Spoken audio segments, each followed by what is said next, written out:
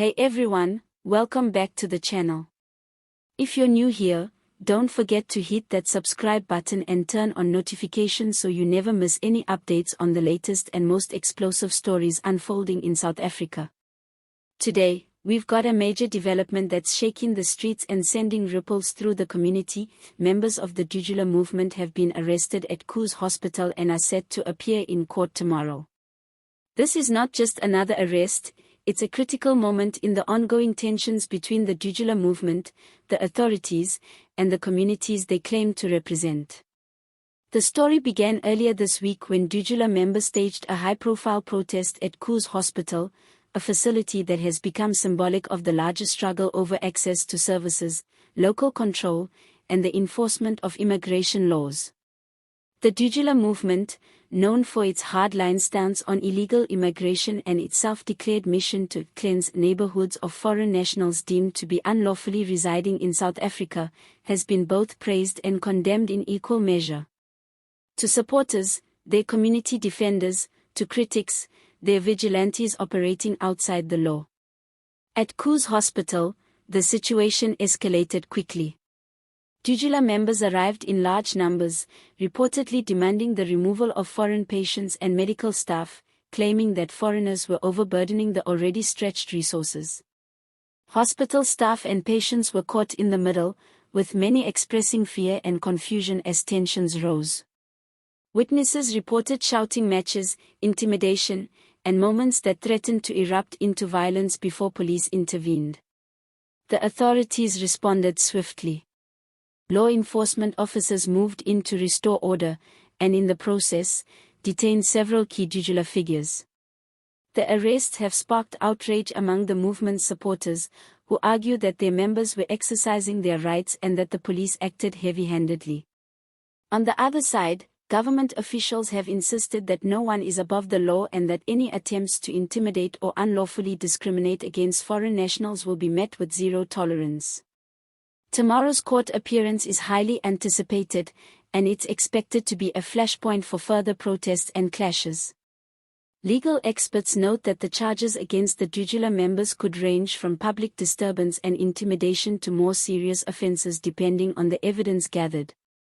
The court's decision will be closely watched not just by the Dudula movement and its supporters but also by human rights groups, community leaders, and political actors who see this as a test case for how South Africa deals with the complex issue of migration and community activism. The larger context here is critical to understand. South Africa has long struggled with balancing the realities of immigration, economic hardship, and service delivery. Many local communities feel neglected and overwhelmed, and movements like Dudula tap into that frustration.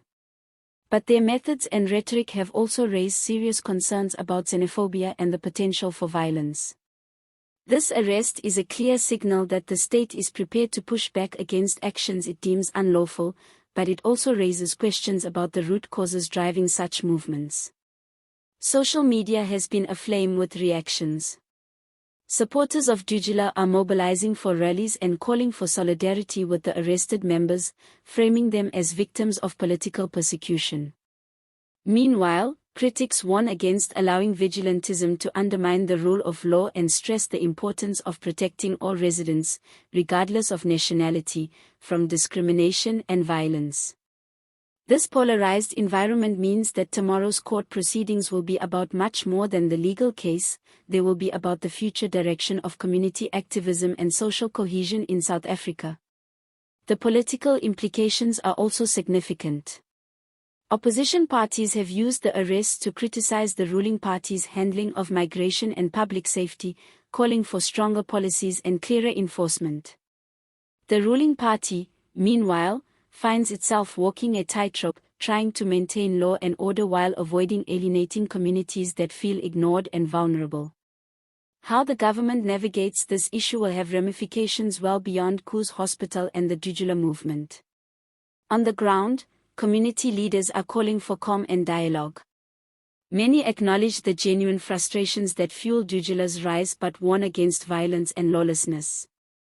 They're urging for constructive engagement between government officials, community members, and civil society to address the underlying issues of unemployment, service delivery, and immigration policy in a way that promotes peace and unity.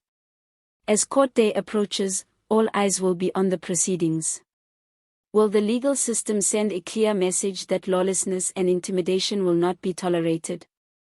Or will the arrest deepen divisions and spur more unrest? The outcome could set a precedent for how South Africa manages community-led activism that walks the fine line between protest and vigilantism. This is a pivotal moment, and we'll be here to bring you every update, every development as it unfolds. Stay tuned, subscribe if you haven't already, and share this video so everyone stays informed on this critical story. The battle over Kuz Hospital and the future of Dudula activism is far from over.